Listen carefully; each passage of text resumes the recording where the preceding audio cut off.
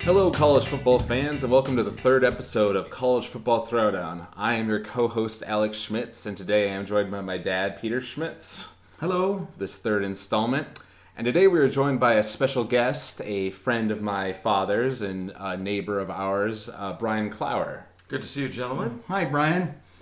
It's great to have you're our inaugural guest on the podcast, which is a lot of fun. Privileged to be here. And we're broadcasting to you today from the chateau in Elk Rapids of one Brian Klauer. So the Klauer Chateau. Yes, the Klauer Chateau.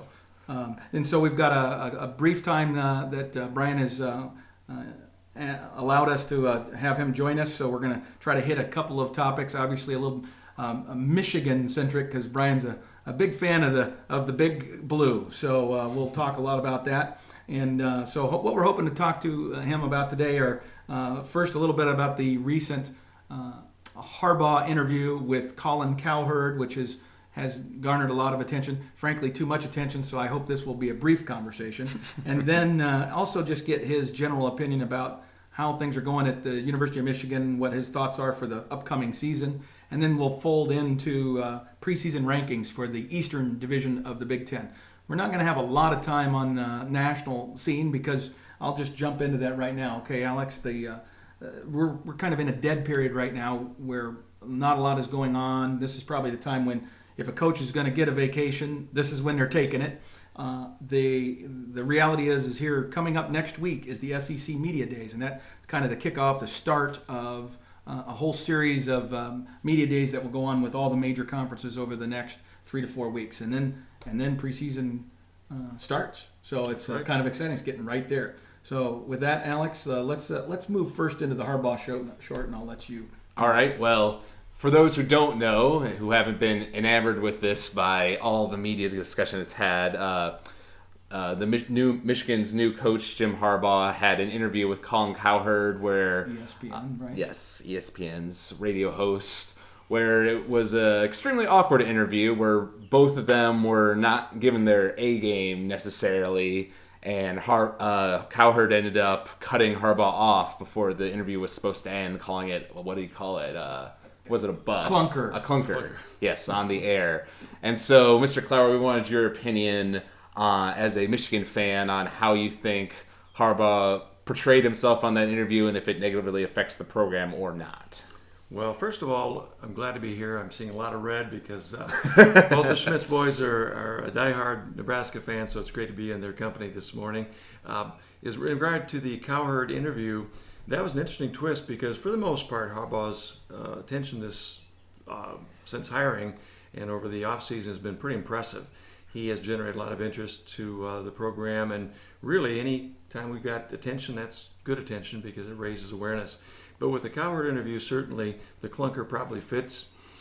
He did not appear to be as into the interview as perhaps he could have been. I blame it on the night game he pitched the opening pitch for the game before, and it was a long extra inning game, like 14 innings. No, in actuality, I think it really was a case where he is a short answer kind of guy, and he doesn't really like playing the media embellishment game. So he gave a very dry and succinct response to all the questions, and probably was not well received by Cowherd and many others. In regard to what he could have done differently or whether he should have done something differently, I don't know about that, but I don't think it did affect his long-term attractiveness to players or to alum or Michigan fans. I think it's just one of those things that they'll begin getting a sense that he's not going to do real well in those kind of interviews or care much. Right, or care to do well. Yeah. My description of it is that you had a guy who had 6 cups of coffees and a guy who had just gotten up. That's basically what it was. You had two people trying to have an interview. One who was so wired he was about ready to explode, and the other guy just rolled out of bed. Yep. Definitely. Yeah. So I thought I'd just take one more moment. 2 things. We forgot to do the necessary opening of the beverage cans.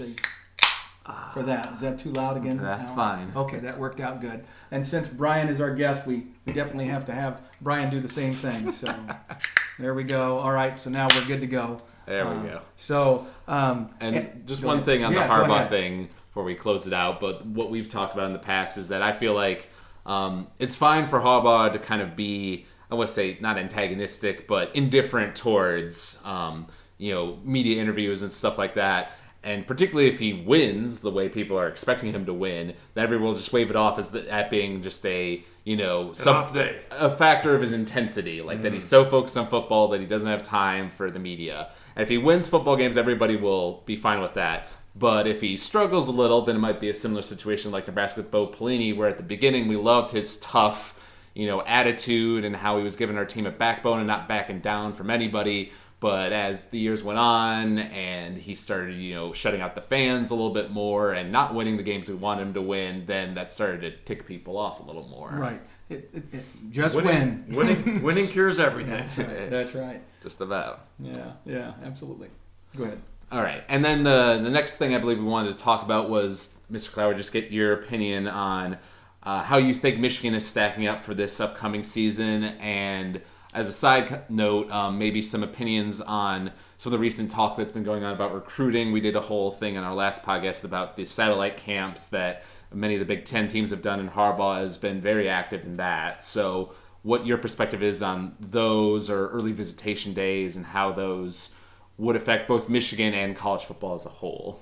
Well, first of all, Alex, it's shocking to see how recruiting has become such an enormous focus, and the attention that's given to recruiting nationwide and all of the hoopla that goes into it is shocking. But it's clear that Harbaugh understands that. It's clear he's come from the NFL, even though people expected him not to be enthused about recruiting and still have an interest, in fact, perhaps a passion for doing that. Recruiting's been good.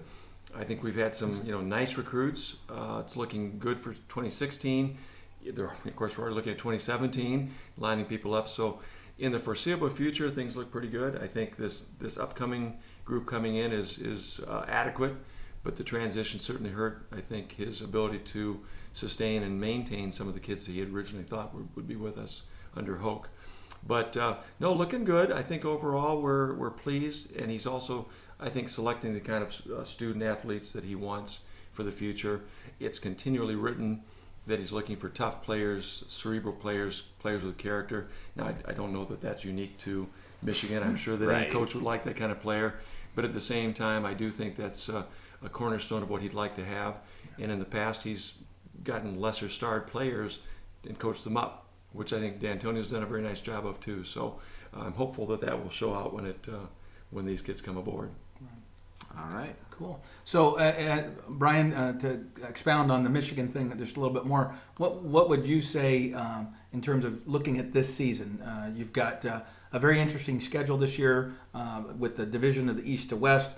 You guys being in the East, you're going to face some of the other big names in the Big Ten this year, which would be Michigan State and to maybe a slightly lesser extent Penn State, and I believe you play Penn State out there. Right. So that's going to be a tough one. But then your non-conference schedule also includes Utah, BYU, so a couple of games that aren't gimmies, someone might look at that on paper and say, oh, yeah, Michigan's going to win that game. But given all the circumstances, changing coaches, you never know. Yeah, we've traded off Notre Dame, which I think we're still disappointed about losing that long-standing rivalry, but the Brigham Young, Utah, Oregon State games will be challenging for a pre-conference play. And we do, fortunately, have Michigan State and Ohio State at home. Penn State's on the road. The projections are we'll go 7-5. I'm quietly hopeful that we might go 8-4, or perhaps surprise people and do a little bit better. As you've said, Pete, I think there is a stable of talented young players that have not yet reached their potential or been coached to the point where they're starting to show their true ability, and we're hopeful that this year that might be something that turns the corner, but we'll have to wait and see, Right. Now, see, and I base some of my perception on you because we talk so often about this, and hopefully we'll get a chance to tell one story or another before this is over. But the thing that strikes me is how a lot of the Michigan fans that I speak to seem perfectly content with that 7-5, 8-4 kind of expectation going into this 2015 season. And I just find that unusual because if you look back over the Hoke regime, they didn't recruit poorly. They recruited really quite well. from a national perspective. Okay, 2 top 10 recruiting classes. And so to suggest that the cupboard is bare in any way in Ann Arbor is, to me, absurd. Did they underperform? Oh, absolutely.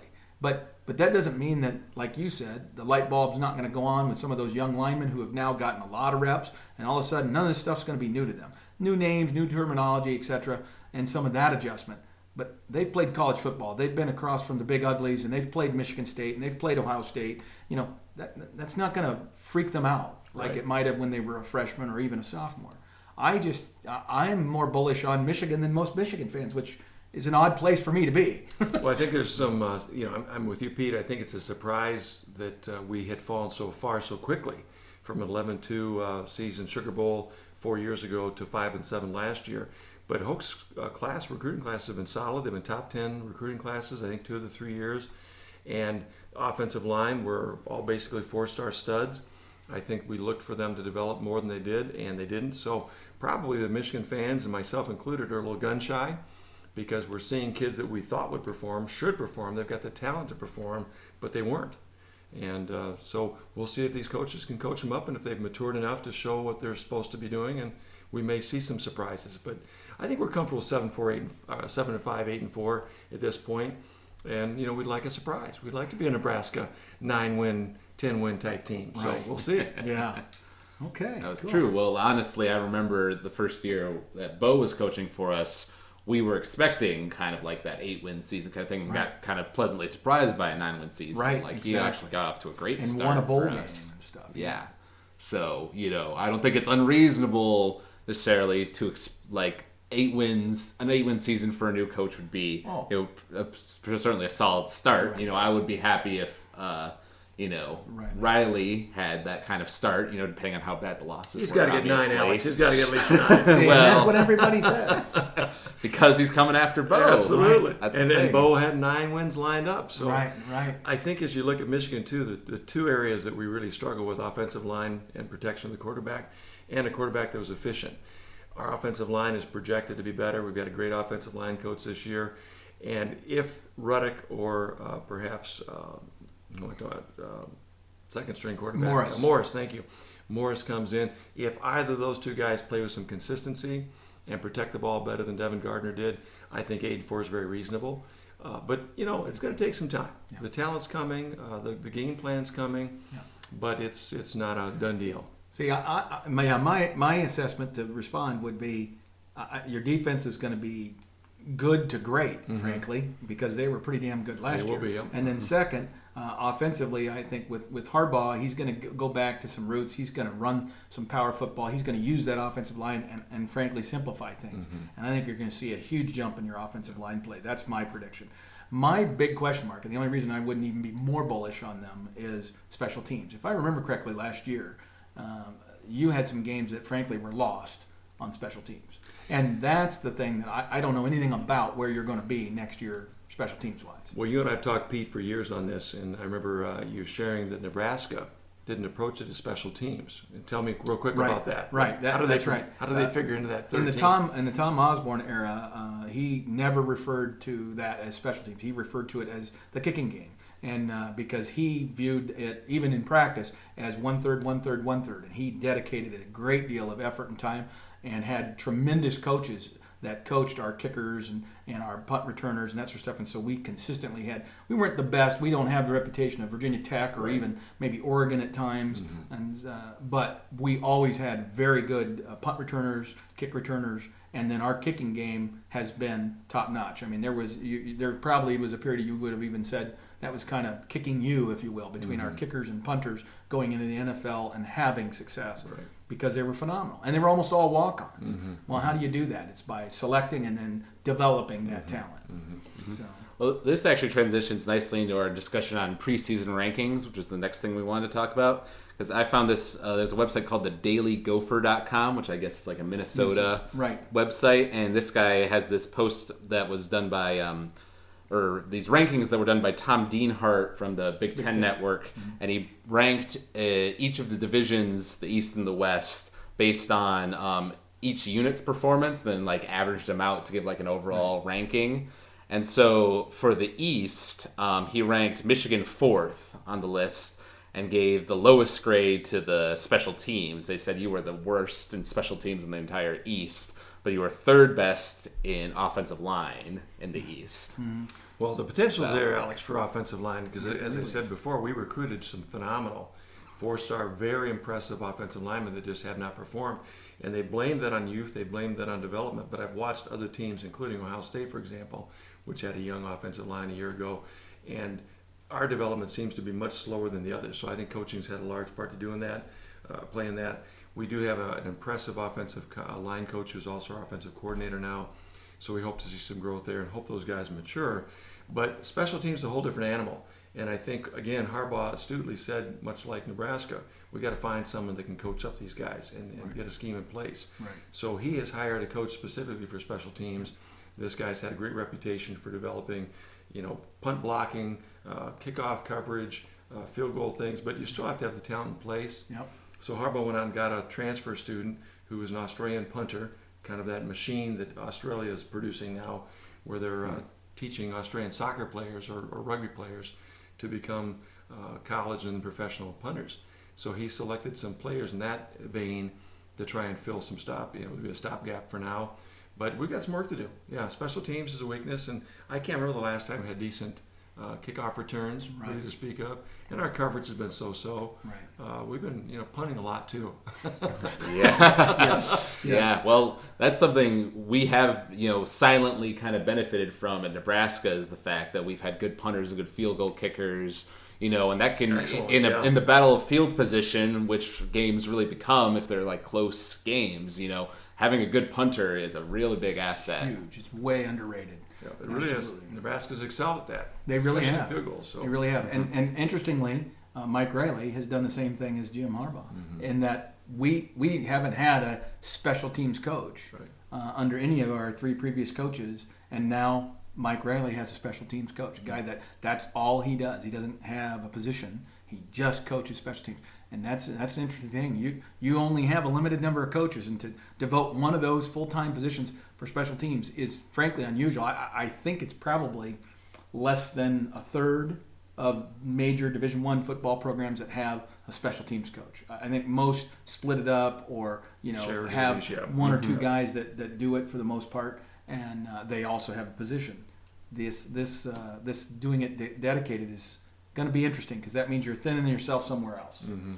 Right. But, if it pays dividends in the special teams game, It would be worth it. Absolutely. Going through this ranking, no surprise, Ohio State's number 1, number 2, Michigan State, 3, Penn State, 4, Michigan, 5, Indiana, 6, Maryland, and 7, Rutgers, according to this list here. I looked at a list that actually was a summary of 4 different ones, and I can't remember. The fourth one was kind of more obscure, but it was ESPN, Athlons, and Sporting News. And interestingly, they were all consistent.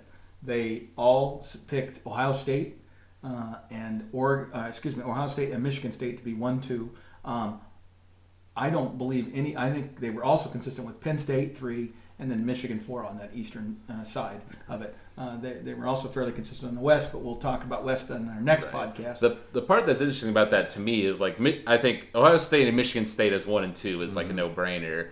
But Penn State, Michigan at the 3 and 4 spot, I feel like that's a little bit more could go either way. Could go either way, absolutely. I think there's some unknowns there with Penn State. I think probably the reason that so many people lean to Penn State is obviously they're further along in their program. They have also recruited very well, and they have a quarterback who's an experienced guy, and that's the big difference maker. Is that he's going to be a guy that will probably take a big step forward this year if he's going to. It's going to happen now. Right.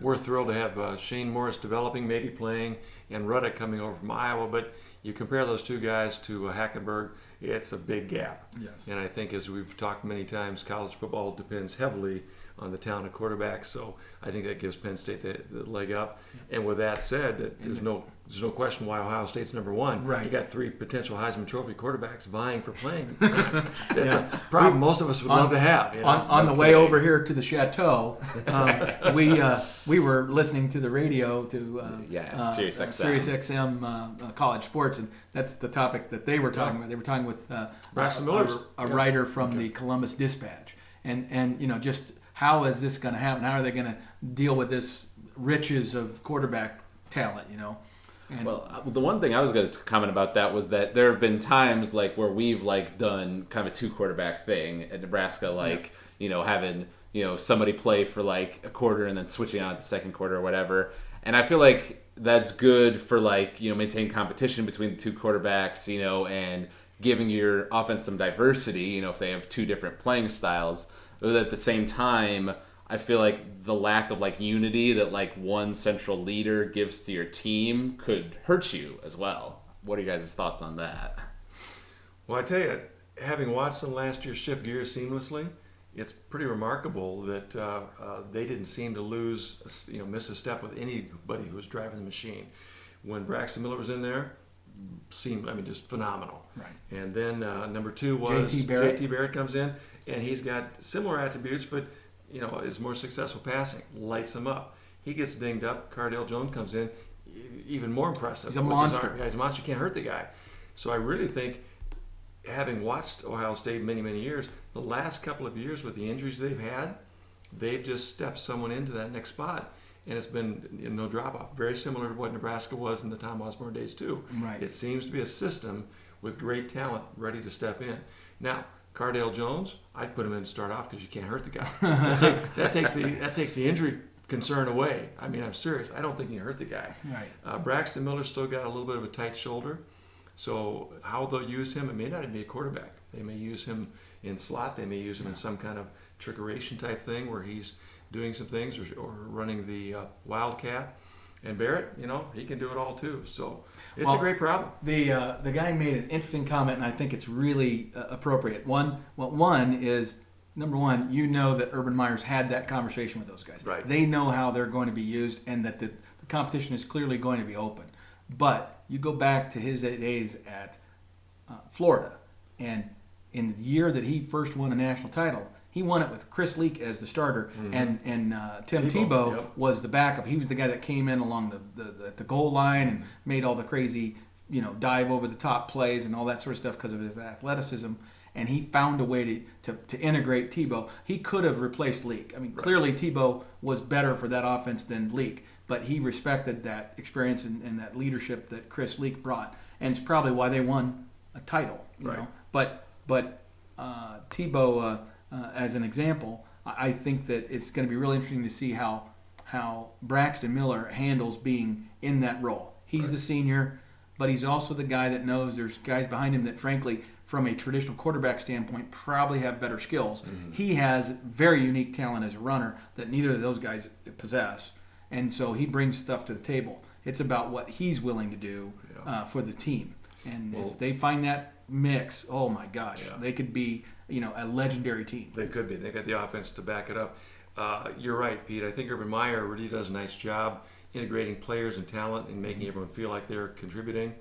At the same time, Braxton Miller's senior, and you can't show loyalty to him for the sake of his tenure there. If you got better people that can play, you play them. Period. Right. And unfortunately, Brady Hoke, and I admire Brady as being a good guy and all, but in 2 cases with Devin Gardner and even Shoelace, we had issues where I think his loyalty got in the way of where those guys probably should have been playing, and they may have been better suited both from the team aspect as collegiate athletes and certainly as they were looking at the NFL potential in different positions. So you got to be careful. Braxton Miller's a great talent. He's committed a lot and done a lot for the team, but if Barrett or Jones are playing better football, sorry. Well, and the interesting thing to me is that it's true that Braxton is the one with the seniority, has played longer, but Barrett's the one who basically led them through almost the entirety of their last season and led them to a national championship. So, this isn't like the Tim Tebow situation where he was the backup, the talented backup, but who hadn't seen the field much. He led that team, all last year and proved himself. So I think that gives him a lot more credibility in terms of his argument for the top spot. Absolutely. Right. Yep. Hey, I just want to do one more thing. There's two, actually two more things before we move on. First one would be, Brian, tell me what your thoughts are as a Big Ten guy from the get-go, from the cradle. Was there any other conference? Exactly. We'll get there. I didn't know there wasn't another conference in the Big Ten. For a long time, I didn't know that.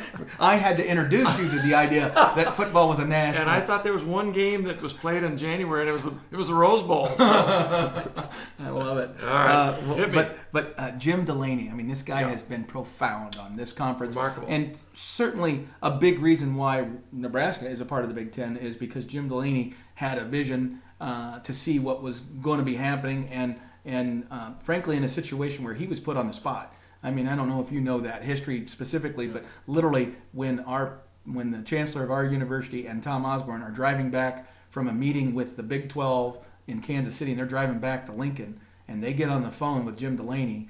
They had already obviously been having some conversations prior to that, but basically Jim Delaney was put on the spot where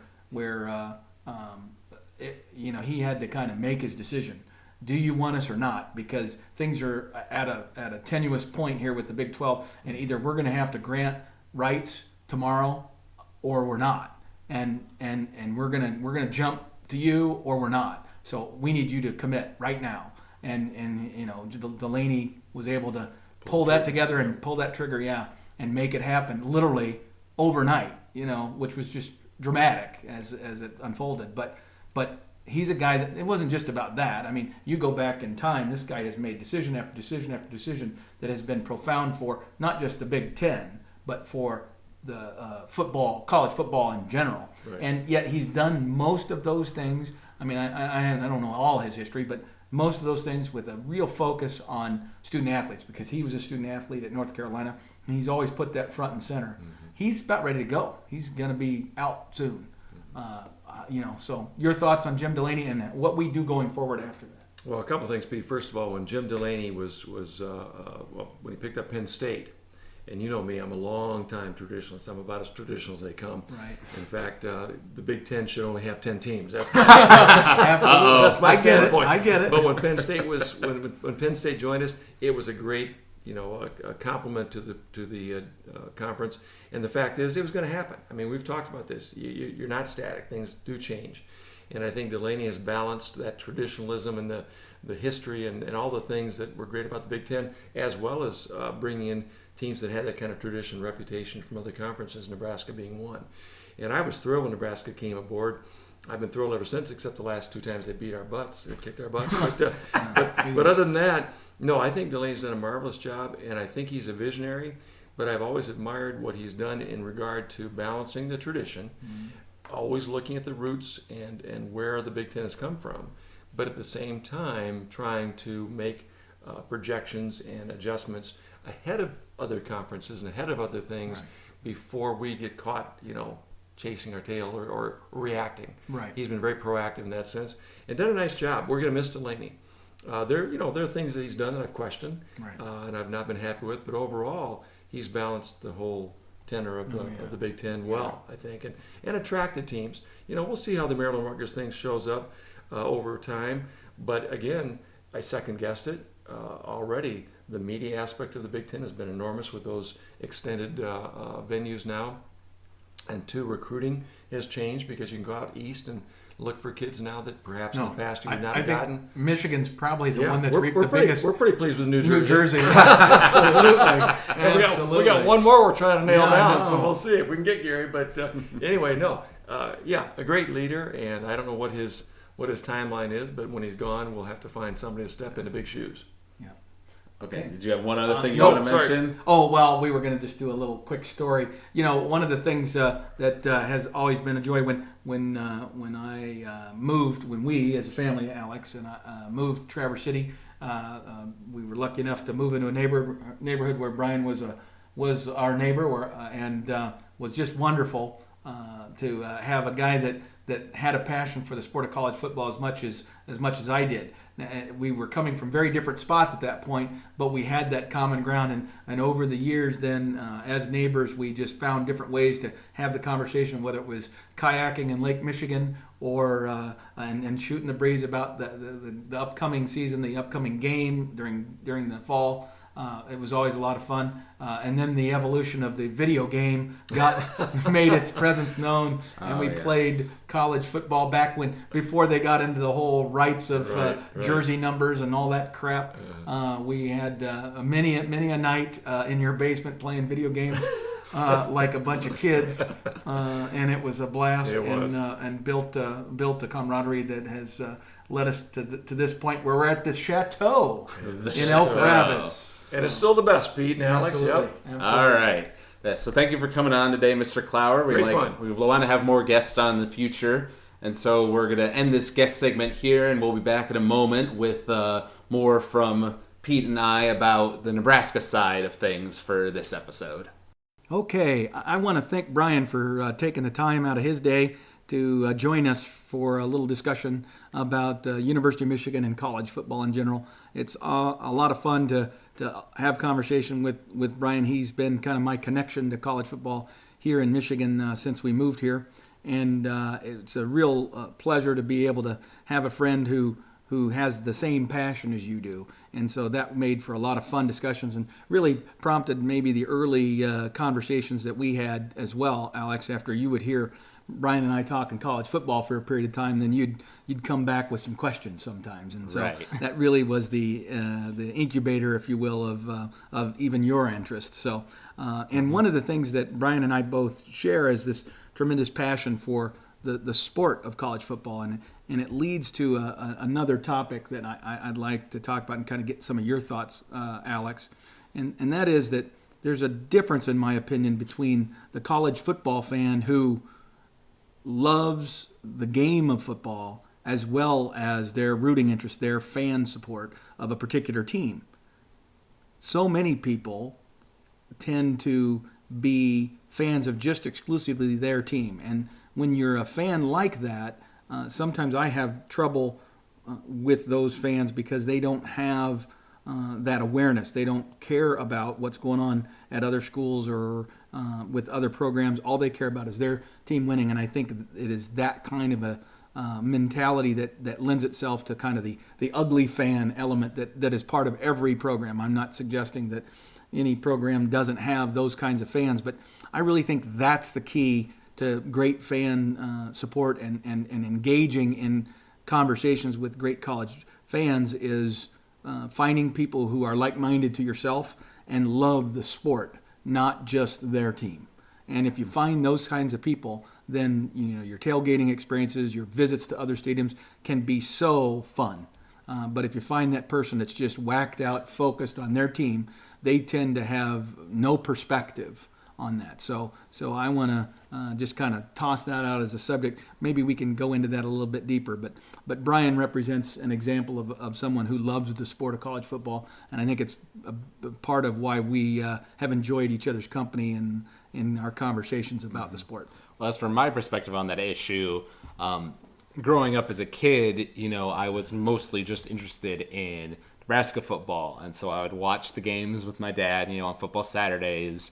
And that was pretty much all I cared about. But as time went on and I asked more questions to him, learning about how the sport was played and getting more interested in just watching football in general, I came to appreciate, other games like, when we get to the bowl season or, watching the national championship game would always be an exciting time, And I've gotten to the point now where Nebraska's the only team I'll follow like every game that they play.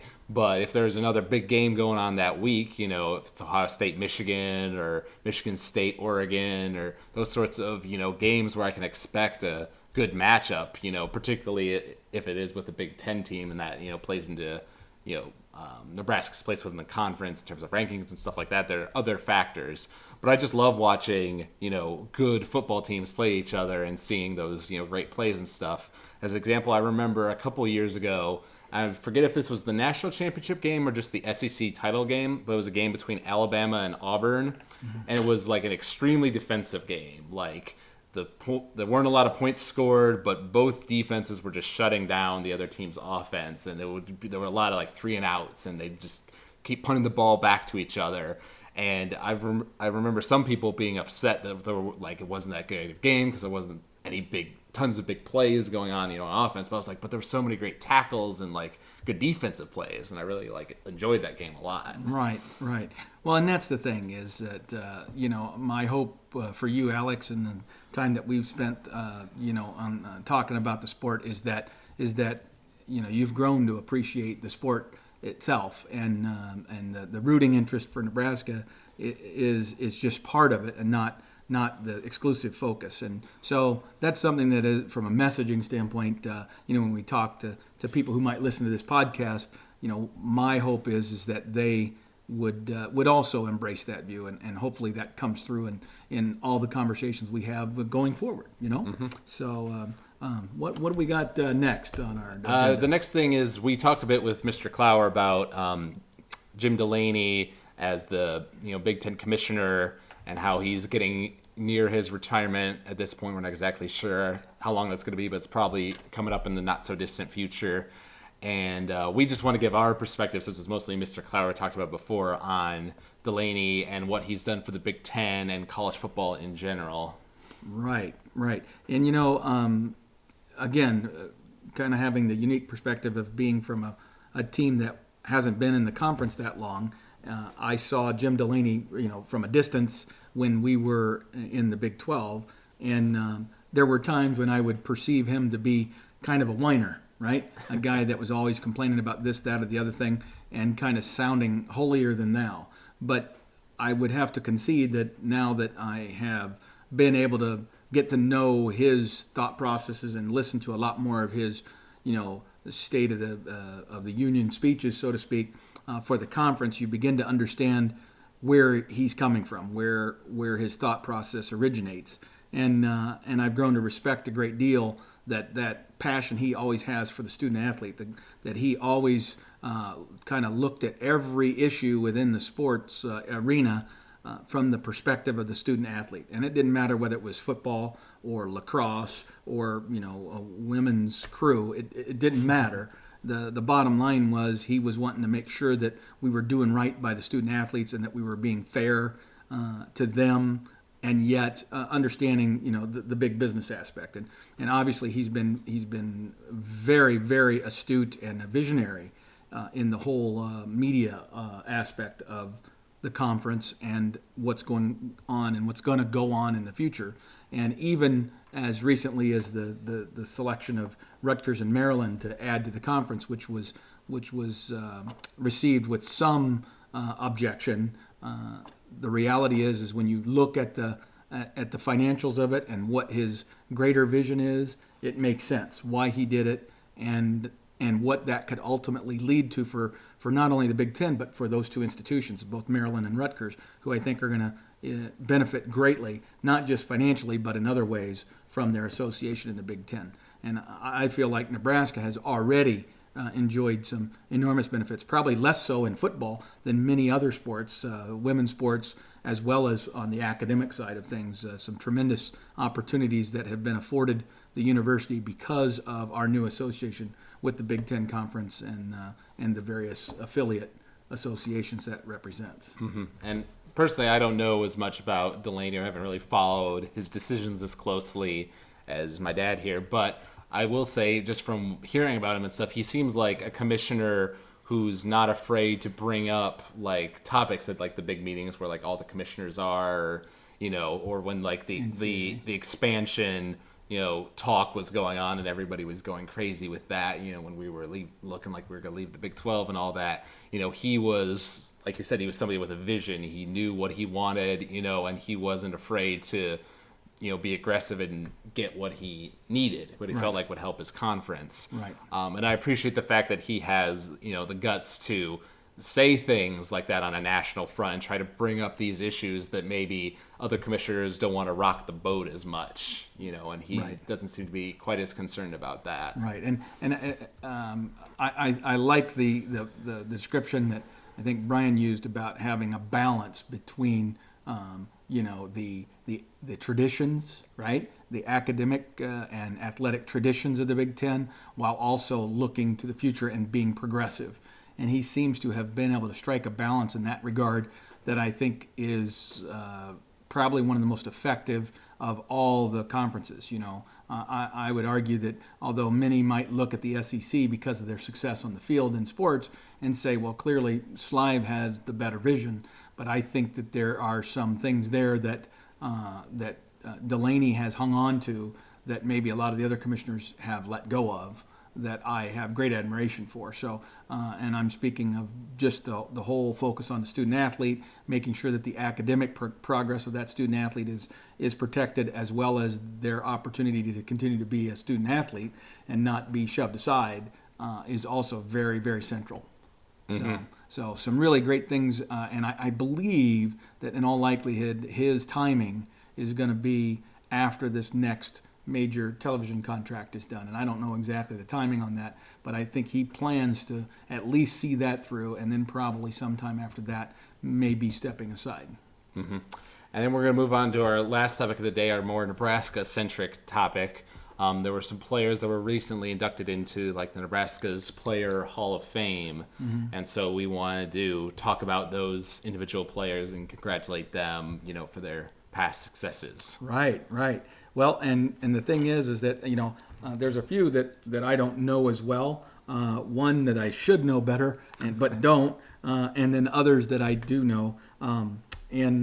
So headlining the group in terms of the Hall of Fame inductees are a couple of players that are recent NFL standouts, guys that have not only did great things at Nebraska, but also did great things in the NFL, and Demario Williams and Josh Bullocks, and those two guys have been named to the Hall of Fame class for this year, as well as Scott Frost, who's, of course, everyone knows is the offensive coordinator at Oregon, and had a great but somewhat tumultuous run at the University of Nebraska, but led to ultimately the 1997 national championship.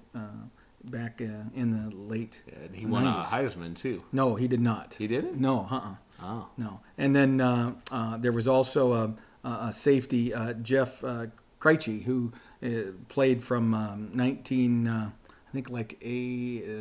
to 81, somewhere in that time frame. And then Harry Wilson, who was in that early to mid-'60s time frame, and he was a running back, fullback type at that time, and had some great success. And there were also a few small college honorees as well. A gentleman from the Midland College, Midland University now, Brad Colburn, was also added to the list of Hall of Fame inductees. They also have some other Hall of Fame inductees that have to do with the Emeritus Service Award and that sort of stuff, but I don't know much about them, so I'll refrain from talking about those folks. Yeah. But so Harry Wilson, 64 to 66, he played, and I don't remember him. That predates me, but it's from Steubenville, Ohio, interestingly enough, and was a successful running back and was part of 3 straight Big 8 titles and a 3-time letter winner, and played in at least one Orange Bowl that was a chance at the national championship, probably Bob Devaney's first chance at a national championship. He was a UPI All-American as a senior, and a pretty talented player, and played on a lot of successful football teams and a lot of big-time bowl games. And then Jeff Krejci was a first-team All-Big 8 safety for Tom Osborne in that 79 to 81 time frame. And so he was a player that led all the defensive backs and tackles, and really did a great job of covering the backside, so to speak, during his years. So anyway, a heck of a player. And then, of course, Scott Frost, I don't think I have to mention or describe too much about him, but since you thought he won the Heisman, he did not win the Heisman, okay. But he was a very, very successful quarterback. I like to describe Scott Frost as a player that was probably the best fit overall, the best fit to execute Tom Osborne's offense of any player. I mean, Tommy Frazier ran and was the most successful, quarterback at Nebraska. But I would argue that Scott Frost's skill set actually allowed Tom Osborne's offense, on paper, how the plays are supposed to be run and executed. No one did it better than Scott Frost. So he would be my number one quarterback if you're listing them just from the standpoint of how effectively did they execute and run that offense. That's probably a great question for some discussion of ours down the road even, is to kind of rank those things, because you might be surprised by some of the names that I would put on that list that ahead of Tommy, for example, that have to do with really being able to execute and run that whole offense. Your point is that Tommy wasn't necessarily the best at executing the play exactly as it was on paper, but his physical skills and his creativity, instinct with the option was just so good that he overcame it. Absolutely. And yet, and I think Scott was more of a guy who took exactly what the play was supposed to give him, and also had great physical talent. Don't get me wrong. He played in the NFL for a number of years. Scott Frost was a phenomenal athlete, but I just thought he executed it to perfection. It was a joy to watch it. And of course, people remember the national championship in the 1998 Orange Bowl that he led the team to victory, and it was just an awesome, dominating performance, and one that I won't forget. Mm-hmm. So anyway, it's just a lot of fun to see that he's being recognized. Right. Let's see here. Then Josh Bullock's was one of the top pass defenders in Nebraska history. Really, he intercepted a ton of passes. Let me see here if I can find the year. Yeah, here it is. Intercepted 10 passes in 2003. Wow. Had 10 interceptions. The guy was just incredible. And his brother too. His brother was the other safety. But Josh was just a remarkable player and did a great job during his career, and ended up with a pretty substantial NFL career, playing for, I believe, let's see here, I'm going to check that too, but New Orleans, Chicago, and I could have swore he also had a stint, maybe it was his brother that had a stint with our own Detroit Lions here in the state of Michigan, but anyway, did quite well in his NFL career as well. And then DeMario Williams, who was just an absolutely incredible defender, probably one of the best linebackers to ever play at Nebraska, and was just tremendous. He was a JUCO kid, I believe, that came into the league and just really did some phenomenal things for a number of NFL teams. He did bounce around a little bit, but his career at Nebraska was just incredible. One of the finalists for the Butkus Award, I believe, if I remember correctly. But just a tremendous player. Mm-hmm. So I think, and then probably the final one would be honorary inductee Brooke Berringer. Right. Okay, they're doing an honorary post. What is that? Posthumous. Posthumously. Thank you. Brooke is being inducted, even though, because the criteria for induction in the Hall of Fame is that you have to have been an All-American to be inducted. But now they've kind of changed that rule starting this year. But he's getting in just because of all the things that he contributed to the team, not just what he did on the field, but all the remarkable things he did after it. And it was interesting that they chose to do the introduction of this Hall of Fame class, or to the announcement of the Hall of Fame class on his what would have been his 42nd birthday. So that was kind of an interesting twist on just the timing of it all. But it goes without saying what Brooke did. You explaining that rule kind of explains it to me, because I would have thought that Brooke Berringer would have gotten the Hall of Fame a long time ago myself. Right. Yeah, he's got a statue of himself outside the stadium. You'd think he'd be in our Hall of Fame, don't you think? But it was just kind of one of those standard rules, because they wanted that, like any Hall of Fame, you wanted the Hall of Fame to be exclusive. You need to have been really risen to a certain level to get that recognition. Mm-hmm. But at some point, because of the way that our conferences have expanded, now we've gone to the Big 12, and now we're in a Big 10 that has 14 teams. When you're now picking all Big 10 first team among 14 teams instead of 8 teams in the old Big 8, that's a pretty big deal. So now all of a sudden you start looking at it and saying, as somebody who's all Big 8, second team, frankly, might be, or excuse me, all Big 10 second team might be as good as an all Big Ten, Big Eight. or excuse me, all Big Eight, first teamer. You know what I mean? Just because of the numbers. And so you got to kind of understand that recognition, and I'm just glad they did that. Yeah. But a neat class that's going to be coming into the hall, and it just kind of shows the depth of talent and success that we've had. You know, when you can keep pulling all these incredible names out of the hat, and they're not even in the Hall of Fame yet. Like you said, how can Beringer not be in the Hall of Fame? You know, how DeMario Williams should be in our Hall of Fame. Scott Frost certainly should be in the Hall of Fame. Yeah. And, you know, that was in 97, so it's been a while. So amazing that he isn't already there. Yeah, well, I guess they need that, like, longevity, that, you know, time to sort of appreciate your... Right. You know, I think their standard is like 10 legacy. years before they become eligible. So I see. So...